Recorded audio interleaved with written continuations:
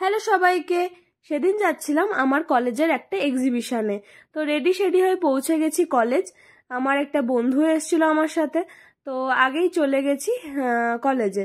কলেজে ঢুকেই প্রথমে চলে গেছি আমাদের এক্সিবিশন রুমে। এক্সিবিশন রুমে এসেই দেখছি সবাই প্রায় রেডি, সব কিছু রেডি হয়ে গেছে।